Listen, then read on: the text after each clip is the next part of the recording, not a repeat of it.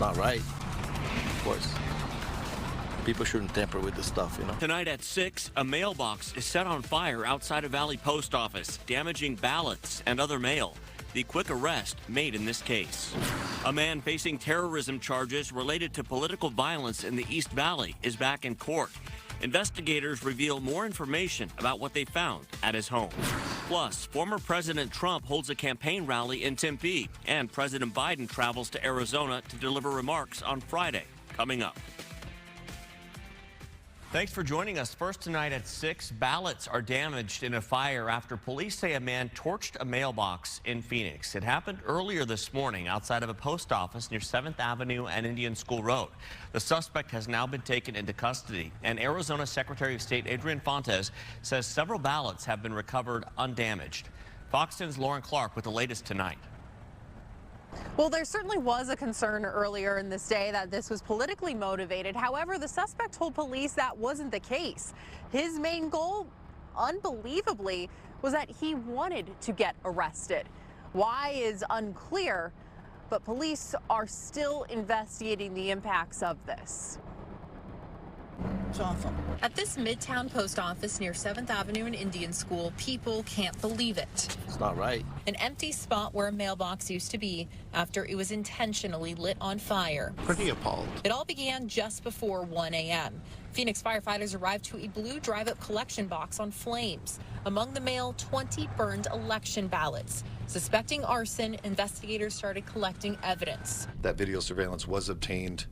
That, along with some other leads, led them to a potential suspect. Hours later, they arrested 35-year-old Dieter Kloffkorn. Has a decent history with Phoenix Police Department and the valley surrounding. Public records reveal a man with the same name and birth date has a slew of past mugshots. When he spoke to detectives, they say he confessed to using a lighter to light up a piece of paper and then threw it into the mailbox. Assured by the suspect he didn't know what was inside the mailbox. He didn't know if there was ballots or any kind of election elements in there at the time, and that was not his goal. This was not politically motivated.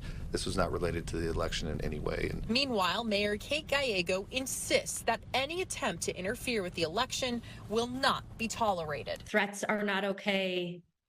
Some of these intents to intimidate are deeply illegal and will be prosecuted at the full extent of the law. So what can you do if you dropped off your ballot here? Well, County Recorder Stephen Richer said in a statement you can check your ballot status at beballotready.vote. The site will typically show if it was delivered within 72 hours, and tomorrow is the last day to request a replacement ballot. You can do that at ballot.maricopa.vote. We'll have a link to those websites at fox10phoenix.com. And tampering with a mailbox is a federal crime. It's punishable up to 3 years behind bars and a $250,000 fine. Reporting here in Phoenix, Lauren Clark, Fox 10 News. A man charged with terrorism related to political violence in the East Valley is back before a judge. He's accused of shooting up a DNC office in Tempe and hanging anti-democratic signs with razor blades and white powder in Ahwatukee. Fox 10's Christina Carilla has an update. It's the state's belief that Mr. Kelly poses the most extreme danger within a democracy and within our community. 60-year-old Jeffrey Kelly back in court Wednesday night on charges related to anti-democratic signs lined with razor blades and baggies of white powder. On Tuesday, police say Kelly nailed signs to trees in Ahwatukee with messages that included the words "Dems lie" and "Dems kill Jews." Investigators say another sign that said "Never Harris" with the words "Play stupid games, win stupid prizes, guess the poison." They say there were razor blades for utility knives glued around the edges and a bag of white powder. Officers say a B-52 CD and a Goodfellas DVD were used in the materials to make the sign. This all led to a big hazmat response by first responders. This caused considerable disruption of normal activities. Chandler Boulevard was shut down for several hours while first responders were trying to determine what was contained in the white powder plastic bags. I believe 3 fire engines were deployed, and significant community resources were diverted because of Mr. Kelly's activities. At Kelly's home in Ahwatukee, police say there was a work area for making the signs on the back patio, where they found nails, razors, glue guns, wiring, baking powder, cornstarch, glitter, and red hazardous stickers, as well as notebooks with sign-making ideas and logs of locations where signs were placed. Detectives say Kelly is the suspect who also shot up a Democratic National Committee office 3 times in Tempe in recent weeks. During a search of his home, law enforcement says they found more than 120 guns and 250,000 rounds of ammunition, as well as body armor, scopes, and silencers. Police say Kelly posted anti-democratic ideologies on Facebook and believed that he was planning a mass casualty event. His lawyer denies Kelly owned a grenade launcher or had a machine gun in his car, as indicated by detectives. He had a flare gun. From the defense point of view, he had a flare gun, Your Honor. 37 millimeter is a lot different than 40 millimeter. These are flare launchers, smoke launchers used in different competitive events that he does. He does not have a loaded machine gun in his car at the time that he stopped. He does not. He has a semi-automatic AR-15 that he recently picked up from a friend. Kelly's charged with multiple counts, including terrorism, criminal damage, and weapons violations. Trying to disrupt political activity, aiming violence at a political party is completely out of bounds. Kelly's lawyer says his client is a retired aerospace engineer. Christina Carilla, Fox 10 News. You decide tonight, former President Trump holding a rally this afternoon in Tempe with the election now just 12 days away.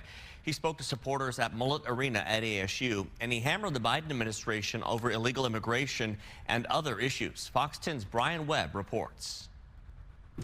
Well, Donald Trump spoke for an hour. Mullet Arena's 5,000 seats full of people, and he gave the MAGA crowd the red meat that they wanted, talking about immigration, patriotism, and religion. He talked about beefing up security at the border, insisted he will end the war in Ukraine and keep men out of women's sports.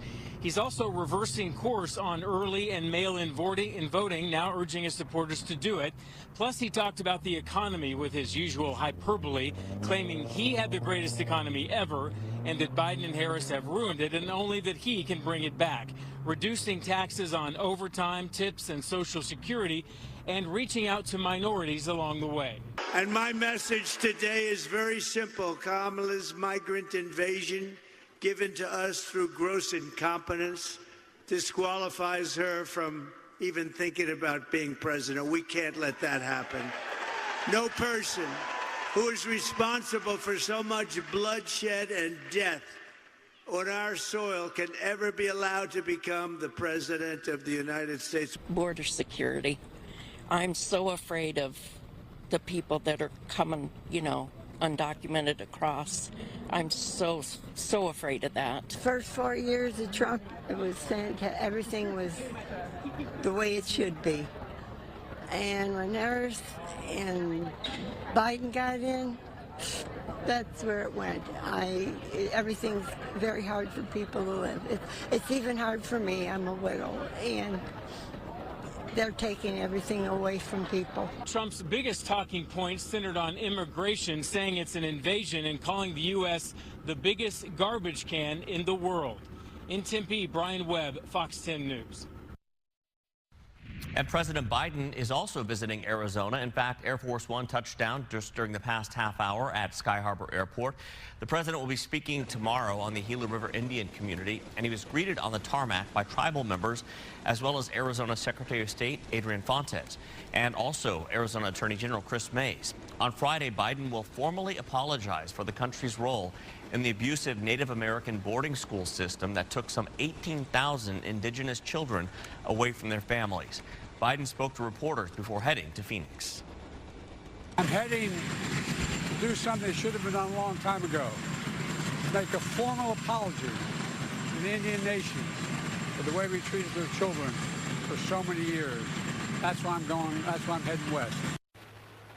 And this is Biden's first visit to Arizona since dropping out of the race for the White House back in July.